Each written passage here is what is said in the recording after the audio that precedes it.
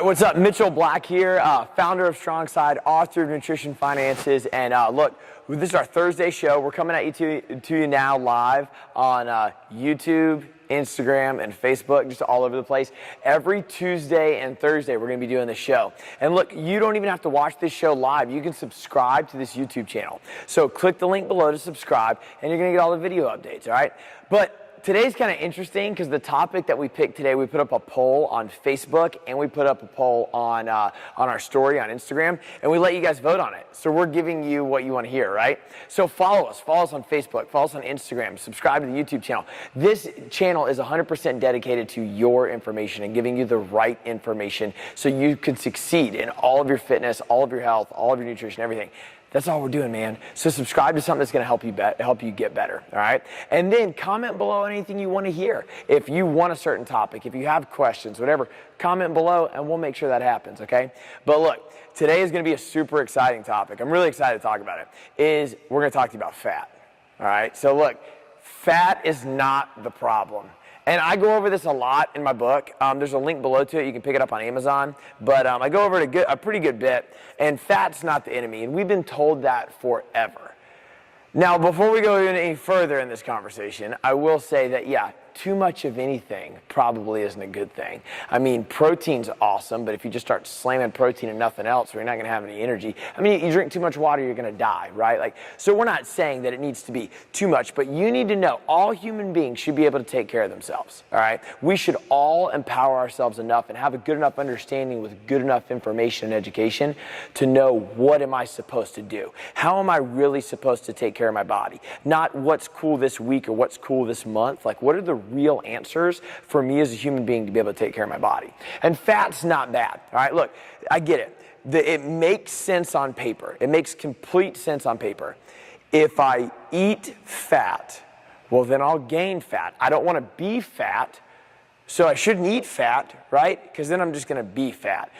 I get it. It sounds great in marketing. It's easily sold, and it makes sense on paper, but it's not that simple. We've been eating low fat forever. We have been eating low fat since like the 80s, all right? We've been told since the 80s, probably even a little bit before that, that we really needed to decrease our fat because that's what was making us fat, right? There's all this research. You can go read a bunch of stuff from Gary Taubes and all this stuff, but there's all this research showing that. And we've been told that we need to eat less fat. But we need to really start asking the right questions.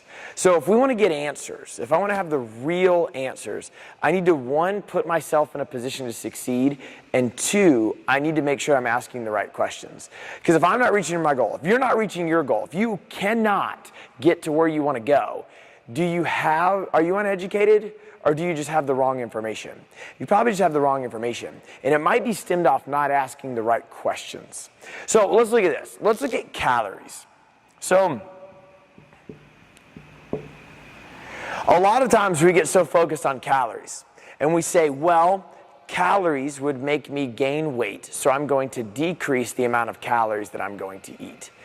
Well, if that was true, if the only answer to you losing weight or gaining fat or doing whatever was eat less and exercise more, and that's all you had to do, I wouldn't have a job. There's no way. You would not be watching this video right now if you knew that in order to lose weight, you need to eat less, exercise more. That's all you need to do. And if you don't do that, then it means you're lazy, you're a sloth, you're unmotivated, you're eating too many chicken wings and donuts. We know that's not true. I mean, maybe you are eating chicken wings and donuts. I don't know, but whatever. But for hundreds of millions of people, that's not the answer. For tens of millions of people buying heart rate monitors and joining gyms and working out like crazy. I mean, like, dude, no joke. I forget the numbers off the top of my head. It's LA Fitness is the largest revenue producing gym in the world. They're going to do, I think last year they did $1.98 billion. That's something like, I forget the numbers. Something like 50,000 members or something like that. I'm sorry. It's like 12 million members or something like that. Like, it was just insane. Like, there is no lack of people wanting to reach a goal, right? There's no lack of people wanting to join a gym. There's several gyms now that are doing over $1 billion. I think Lifetime Fitness was like third or fourth. They're doing $1.2 billion last year. Like, these are businesses that you go buy the idea of health from, right? Like, we know that it's booming like crazy. And it ain't just because of calories. Are you telling me that LA Fitness is going to do $2 billion this year in revenue, not worth, in revenue, because people eat too many calories and they just don't understand that they need to eat less? No, that's not it. But when we look at calories, why does fat get a bad rap? Because only 4 things have calories: protein, carbs, fat, and alcohol. Alcohol has 7 calories per gram. Carbs have 4 calories per gram. Protein has 4 calories per gram. And fat has 9 calories per gram.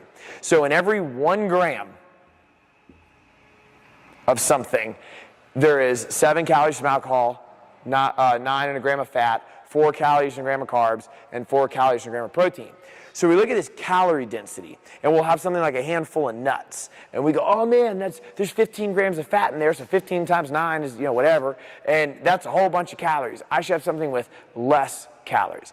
And even if I haven't got your brain turning just yet, just look, you've probably been trying for a long time and you haven't reached your goal, so why don't you just try my way for a little bit? All right, so let's just try this. So what you have to do is you have to say, okay, first off, it's not just about calories. Second off, what do these calories tell my body to do?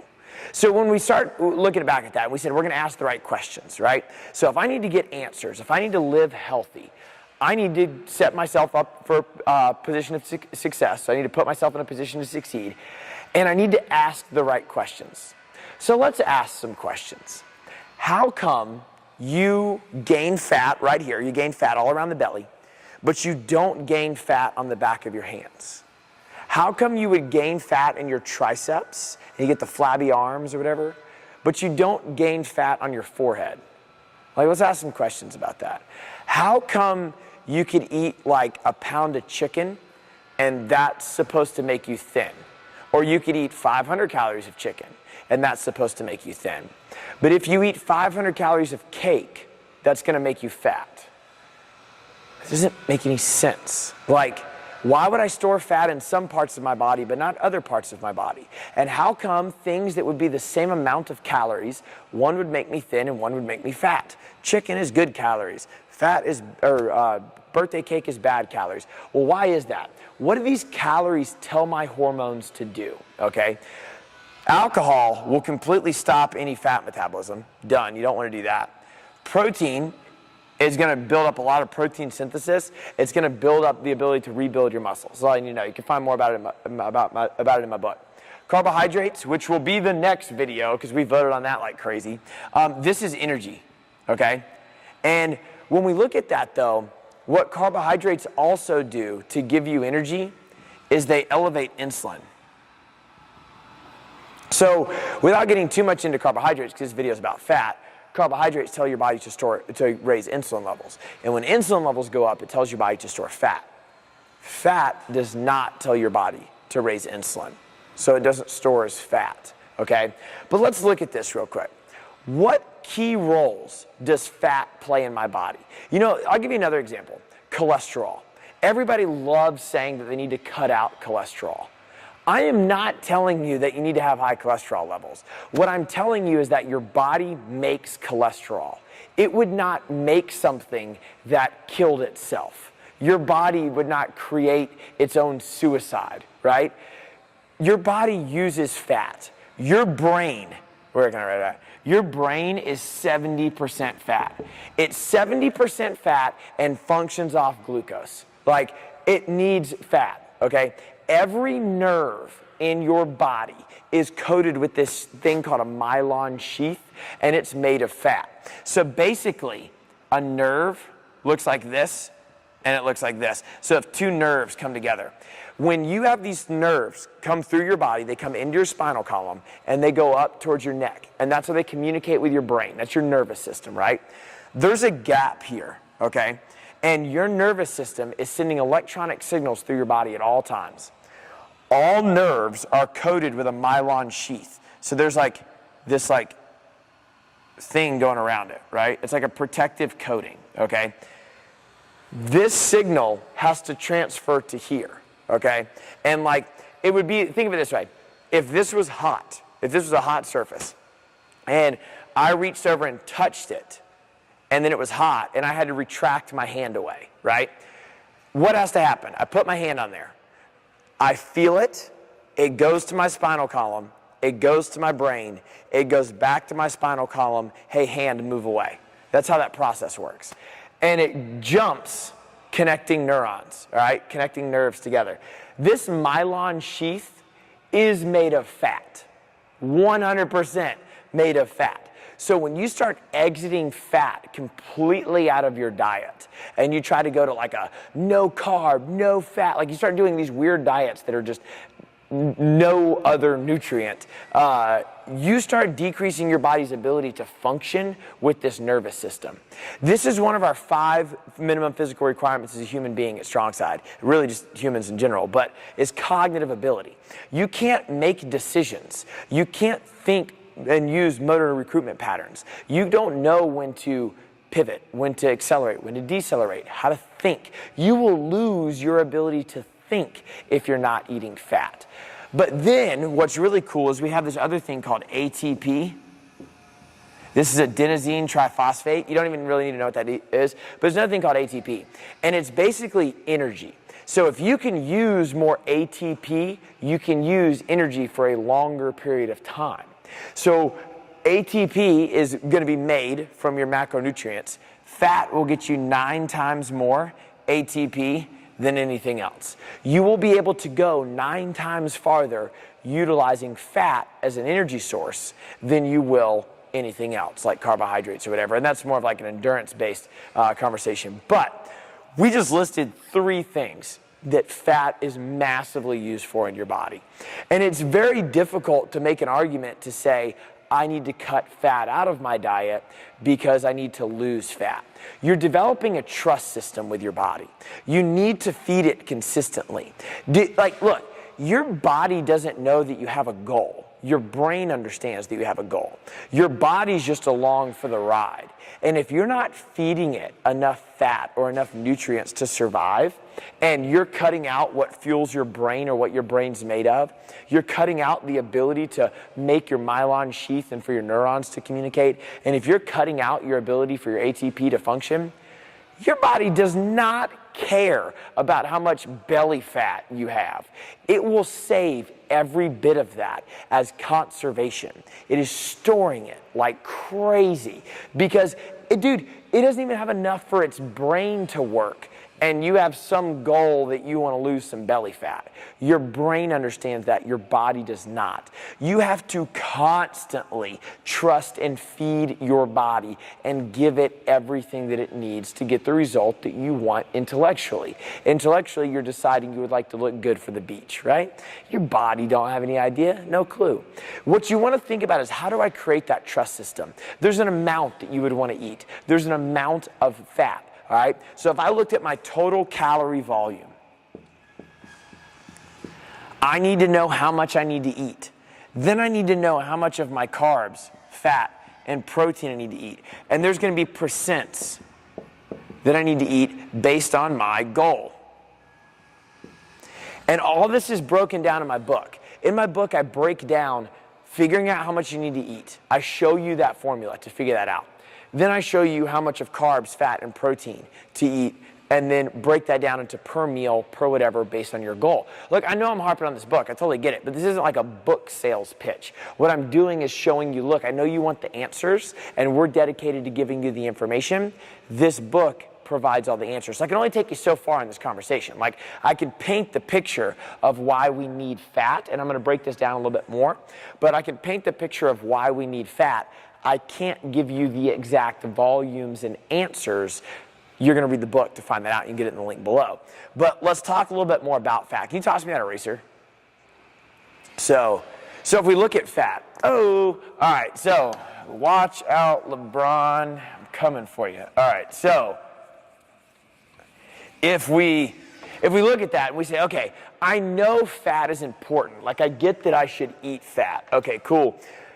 Then what are you supposed to eat? So we get this question all the time, like, what's good fat, what's bad fat, whatever. You know what matters first? Volume. So If you don't read that book and you don't figure out how much to eat, you will always be in a hole. You know, we get this question a lot. We get like, when I eat really well. Okay, great, but you're still not eating. You're not eating enough volume. That matters about 10%. So the cleanliness of your food is about 20% of your diet. I'm sorry, about 10% of your dietary success. You need to understand volume. How much am I supposed to eat? Because what happens? If you don't know how much to eat, you don't figure out this stuff, right? What happens? You go, well, that's too much fat for me. How do you know that? What are you comparing it to? To what? You don't even know. So how do you know if it's too much or too little, whatever? So you have to figure out your volume. When you look at a fat source, first off, for it to be a fat source or a protein source or a carb source, it has to be a dominant nutrient. So I'll give you an example. Chicken is definitely a protein source. Why? Because it has like 25 grams of protein in it and it has like 1 gram of fat. Okay, what is peanut butter? Peanut butter is a fat source. It is not a protein source. People love looking at peanut butter as a protein source, but it's got 8 grams of protein in it and 18 grams of fat. It is a fat source. It doesn't mean it's bad, but I promise you, if you start downing spoonfuls of peanut butter thinking you're getting protein out of it, it's not going to help you out too much. I explained why fat was good, but just like water, you drink too much water, you're going to die. You can't over the volume and expect to lose weight. I'm not saying they're free calories. I'm saying you need them to survive, and you need a certain amount, all right? Because like, I know I keep saying that, like to survive, and a lot of people go, well, I'm alive. I get you're alive. I'm not saying that if you don't eat fat, you're gonna die. I'm gonna say that the quality of your life is probably gonna suck, and you're not gonna know how to take care of yourself, and you won't function at 100%. You'll be functioning at 60%. I'm trying to get you to live at 100% is what we're doing, all right? So when we look at that, you wanna eat real fat. So what you would wanna do is say, look, where do I get my fat sources from? Something that's dominant in the nutrient, something that when you look at the food label, you look it up on MyFitnessPal, you flip it around, look at it, is primarily fat, and it's got way more fat than anything else in it. I want to find something that's real, something in nature, maybe like an oil or a nut and seed, or I could find like an avocado. Or I could find some type of nut butter. I can find that in nature. I'm not saying you got to go in your backyard and find avocados, but I'm saying that you could find that in nature. What you don't want is fake fat. Fake fat is probably something that you're excited to eat that has the fat in it. Common example might be cheesecake. I would put dairy in that column. Look, I'm not going to freak out if you eat dairy. I don't even really care if you eat dairy, like as long as you hit your volumes. But I will list it in the fake fat category because here's the deal. You can't go up to a cow and start milking it, right? Where'd you have to get that from? They had to, for thousands of years ago, we had to tame livestock. Then we had to milk it. Then we had to manufacture it. Like there's all these processes. Yeah, I could go into the woods and find some oils and nuts and avocados and blend it up. I could. I couldn't go find a cow and just be like, hang on, Bessie. And that's why lactose intolerant is actually normal. Our bodies weren't really designed to metabolize lactose, and you can go study that. About 700 years ago is when we really started being able to take in lactose without feeling upset to our stomachs and stuff like that. So I would list in the fake fat category. Anything that's gonna come from a factory. Are you getting food or are you getting the idea of food? That's really the question you want to ask yourself. What part of the chicken is the nugget?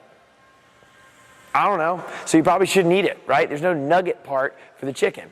So it's not, I'm using protein as an example here, but it's probably not that the grams of protein are bad that you're looking for. It's that you're eating some man-made manufactured. It's probably not even real protein. You're eating the idea.